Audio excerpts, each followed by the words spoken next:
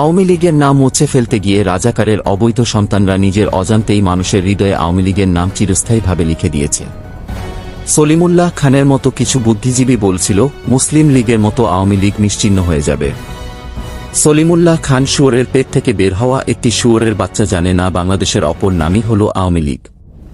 আওয়ামী লীগ বিজয়ের বেশেই ফিরবে এবং পাকিস্তানের যে অংশটুকু বাংলাদেশে অবশিষ্ট ছিল তার পুরোটাই শেকড়শুদ্ধও করে ফেলবে। সলিমুল্লাহ খানকে বলবো, বেঁচে থাকেন। আপনার মতো শুয়োরের বাচ্চাদের বেঁচে থাকা জরুরি এই কারণে যে আওয়ামী লীগ কিভাবে ফিরে আসে তা দেখতে হবে। আওয়ামী লীগ ক্ষমতায় বসে রাষ্ট্রযন্ত্র কাজে লাগিয়ে জন্ম হওয়া কোনো রাজনৈতিক দল নয়। রাজপথে পাকিস্তানি শুয়োরের সাথে লড়াই করে জন্ম নেয়া দলটির নাম আওয়ামী লীগ। এই আওয়ামী লীগকে নিশ্চিহ্ন করতে গিয়ে পাকিস্তান নিজেই আজ বিশ্ব মানচিত্র থেকে হারিয়ে যেতে চলেছে।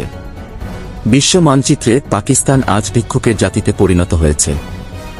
আজ যারা ৩২ নাম্বার গুড়িয়ে দিয়ে ভেবেছে তারা সব নিশ্চিহ্ন করে ফেলেছে।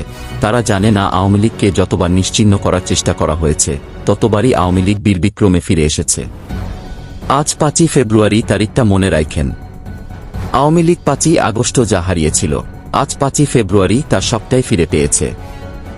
রাজাকারের অবৈধ সন্তানরা আওয়ামী লীগের শেকড় উপরে ফেলতে গিয়ে আরও বেশি গভীরে গেঁথে দিল নিজেদের অজান্তেই। ৫ই আগস্টের পর আওয়ামী লীগের প্রতি যেসব সাধারণ মানুষের সামান্যতম ঘৃণা ছিল আজ ৫ই ফেব্রুয়ারি তা একেবারেই শেষ হয়ে গেল।